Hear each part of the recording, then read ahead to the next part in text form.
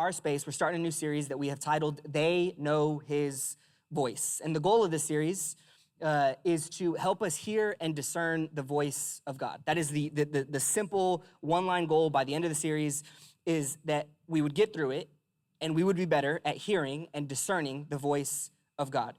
I can remember pretty early on in my faith journey when I would hear Christian leaders say things like, oh, God spoke to me, or God told me something.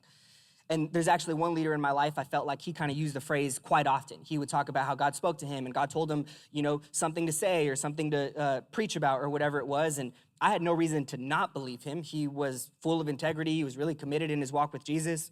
But because I would hear him say it so often, oh, God told me, I kind of started to feel like, well, I don't know if God talks to me as much as God talks to him. And don't get me wrong, I feel like I have my moments where God will maybe say something to me, but I can overthink things sometimes, and I can wonder, is that actually God talking to me, or are those just my thoughts? Am I just coming up with stuff and then saying that's God, or am I actually hearing from heaven? And that sense of being unsure, of not knowing whether or not God is speaking to us or telling us something, that's quite different from what Jesus had in mind and what he wanted us to experience. And this is where we get our theme verse. As you can see on the screen, John 10:4 is in the right-hand corner. I want to show you Jesus' words from John chapter 10. He said this.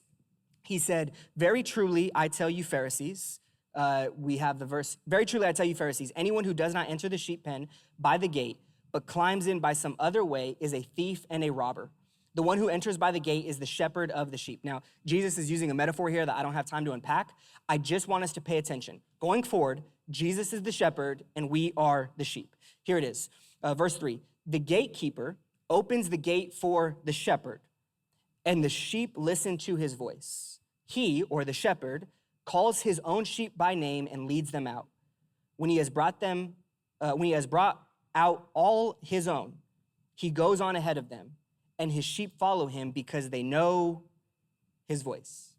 His sheep follow him because they know his voice. That's what Jesus intended. That's what he actually wants for us, for you, for myself, is to have such a close relationship with God that we would be able to know his voice. But the reality is that for most of us, that's not the reality.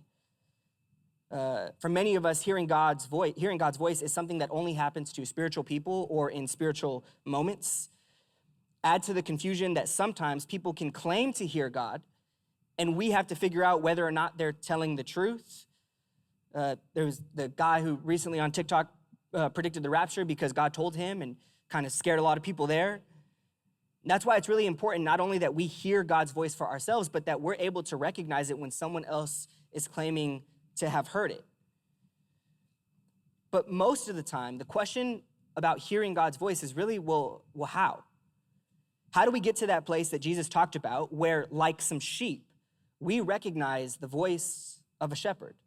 And that's what we're going to try to unpack over the course of this series. And we're going to start by looking at the passage that I told you to turn to earlier. This is going to be from the book of Hebrews, which was written around the end of the second half of the first century to a group of Christians right around the Mediterranean region. Here is how it starts. In the past, God spoke to our ancestors through the prophets at many times and in various ways. But in these last days, he has spoken to us by his Son, whom he appointed heir of all things, and through whom also he made the universe. The Son is the radiance of God's glory and the exact representation of his being, sustaining all things by his powerful word. Now, there's a lot more in that passage than we have time to unpack, but there are a few things that are especially relevant to our topic. The first thing is that in the past, God spoke. He spoke through the prophets at many times and in various ways. That is also how the Bible starts, by the way, with God speaking. Show you a slide. The book of Genesis begins with God speaking everything into being and creating order out of nothing. Every one of those phrases on the screen, it goes on to recount a creative act by God culminating in the creation of humanity. Fast forward in the story of the Bible, and God keeps on speaking, not just to create things, but he actually speaks to people. He spoke to Abraham and called him the father of many nations. He spoke to Hagar to remind her that he had not forgotten her in her trials. He spoke to Moses about freeing the nation of Israel. He spoke to Hannah to answer her prayer. He called Samuel into ministry, and he made promises to King David. And then just as the author of Hebrews remembered, there is a long list of prophets who God spoke to and through. So my first observation this morning is simply that God speaks. The same God who spoke the universe into existence is the same God who spoke to people throughout history, and he's the same God who is still speaking today. And the reason this point is important is because we will never hear or discern God's voice unless we first believe that he can speak to us and that he wants to. If God did not want to speak to us, there's nothing we could do. He is God and we are not. But if God does want to speak to us, and if history tells us that God regularly communicates with people, then maybe the problem isn't so much about God not speaking as much as us not always knowing how to listen. Notice how the author goes on.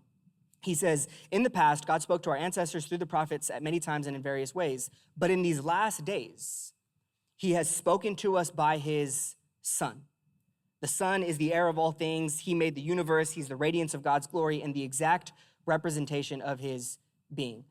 And what I want us to notice is that the author says God speaks to us by his Son, which is Jesus. And then the author starts describing Jesus. To call Jesus the heir of all things means that Jesus is the true ruler over the world. To affirm that Jesus helped make the universe means that Jesus was there with the Father from the very beginning of time. To call Jesus the radiance of God's glory and the exact representation of his being means that Jesus is the one who reveals to us what the Father is really like. If we want to know God, if we want to know what God is like, we're supposed to look at Jesus. And to say that Jesus sustains all things by his powerful word means that not only did Jesus help create the world, but somehow right now he is actively holding everything together and guiding it towards its desired end. And that's just the first couple of verses of this book. The author's going to go on in the book of Hebrews to say much more, but for now, I just want us to observe how the author says that God speaks to us through Jesus, and Jesus tells us what God is like, which is to say this: God speaks through Jesus to tell us about himself. And that last part is especially important. Jesus is not there just to tell us how to behave and what we should do and what we should avoid. But at a fundamental level, God has spoken through Jesus to tell us about who he is.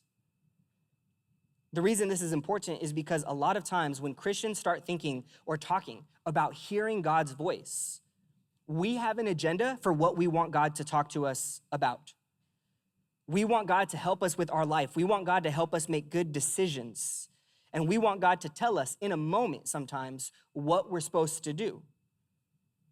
And I don't think any of those desires are necessarily always bad, but we have to be careful that we don't treat the creator of the universe like he's a vending machine for advice, where we can just walk up whenever we need something, get a question answered, get clarity on a decision, and then move on with our lives. And don't get me wrong, like I want guidance and direction from God just as much as the next person. But God wants more than that. God actually wants a relationship. One where he knows us and one where we know him. And that's why he sent Jesus, to show us what he's like, so that you and I could discover not just some crystal ball that tells us all the answers in the moment, but so that we could discover a God who is both righteous and merciful, someone who would love us at our worst and still give us their best. That's Jesus. And according to the author, he is the one who shows us what God is like, which leads to a couple implications that I want us to think about.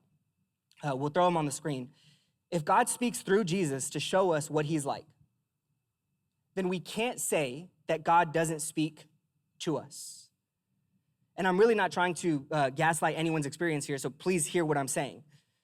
We can say that I don't feel like God talks to me about the things I want him to talk to me about. I don't feel like God answers all of my prayers. I don't feel like God always responds when I ask for guidance or when I have a prayer request. I don't always hear God. That's a fair description of a lot of our experiences. But if we take the scriptures seriously, then we can't just flat out deny and say, God never speaks to me, because according to the author of Hebrews, God has spoken through Jesus. Jesus is how we hear the voice of God, and Jesus is not always going to talk to us about what we want him to talk to us about, but he is there if we will listen, which leads to the second implication on the screen. If we want to hear God, we should listen to Jesus. Now, within the context of this message, when I say listen to Jesus, I mean read the Gospels. I didn't have it earlier, but our Bible plan for the month has us reading a gospel account at least 2 days out of the week, and you're obviously always welcome to read more. But what I'm trying to get us to recognize here is that we can always hear the voice of God in the person of Jesus. When we read about Jesus and his life and his words and his teaching, that is actually God revealing himself to us and speaking to us to show us his character and his sacrificial love. And if we can learn to make it a habit to read about Jesus, to learn about him, to practice sometimes sitting down with his story and putting our agenda to the side, to just listen to what he wants us to know about himself, well, that's step one in learning how to hear and discern God's voice, is to just learn what God is like, to learn what he cares about, to learn what his character is like, to learn what matters to him, and to focus not just on what I want and what I need, though that's not bad, and though I hope by the end of this series we have a better idea of how to get there. But step one is learning to just understand who God is all by himself. And as we get better, not just at hearing him, but at knowing him, I think it would surprise us how much clearer his voice could be.